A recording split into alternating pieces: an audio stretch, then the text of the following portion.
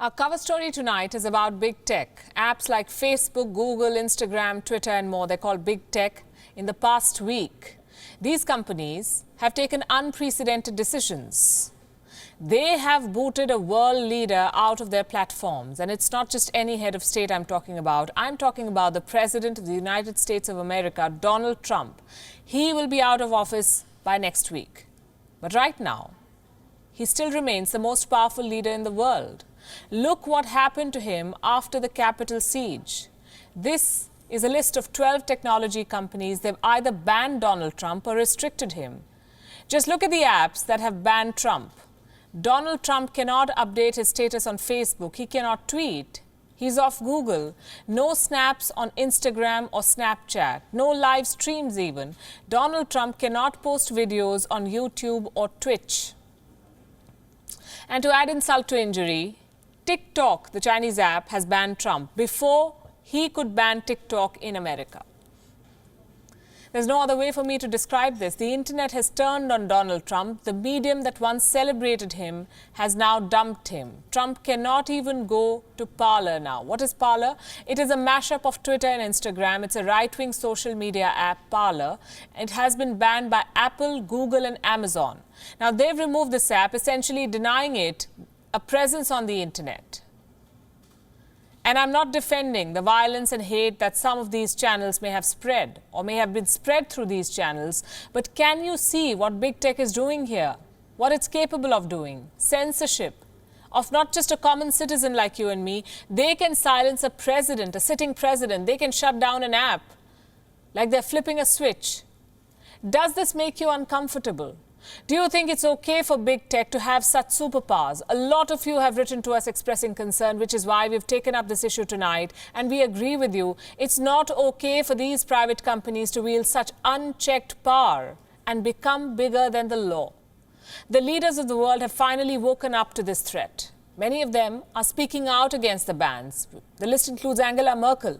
Her spokesperson issued a statement. The German Chancellor says Twitter's ban on Donald Trump is quote-unquote problematic. Yes, it is. Mexican President Andrés Manuel López Obrador has slammed the ban too. He says it's a bad sign, and we agree. Nikki Haley, the former U.S. ambassador to the United Nations, compared the ban to political censorship in China. Who can argue with that? Russian opposition leader Alexei Navalny calls it, and I'm quoting again, an unacceptable act of censorship. British Health Secretary Matt Hancock believes it's time to regulate social media companies, and he is right.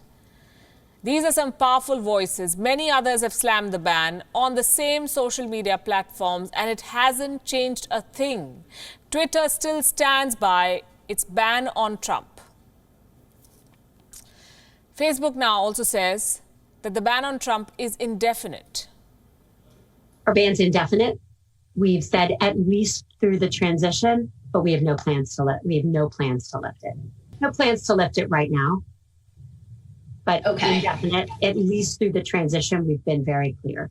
There's obviously so much happening, and this is such a big step. We will definitely let people know and be very transparent about any changes to that. Everyone, I mean, this shows that even a president is not above the policies we have.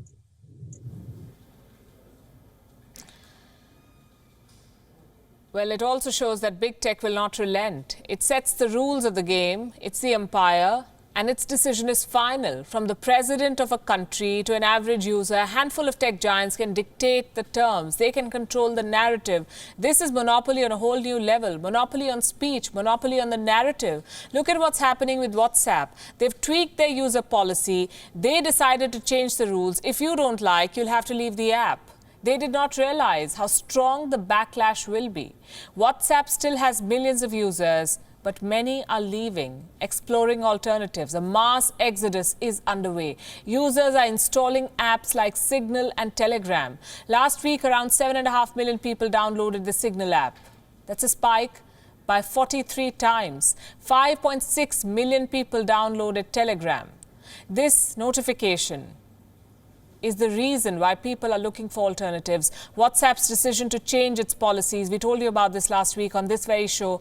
WhatsApp will now share more data with Facebook, which is its parent company. Those who don't agree with the move can leave, so says WhatsApp. So this is what it has come down to. Every time these tech giants were put in the dock, they said they're just technology firms. They call themselves enablers. They said they had no role in moderating the messages which were posted on their platforms. Well, they can't say that anymore. They've always had controls. They control what you see. They control what you consume. They prod you to follow some people. They limit the reach of other people. And now they've just gone ahead and banned a sitting president. This is a fundamental shift. Big tech is controlling the narrative, putting curbs on heads of state. The question is, who is checking big tech? Which laws do they follow? And that's the question that must be urgently answered. WION is now available in your country. Download the app now and get all the news on the move.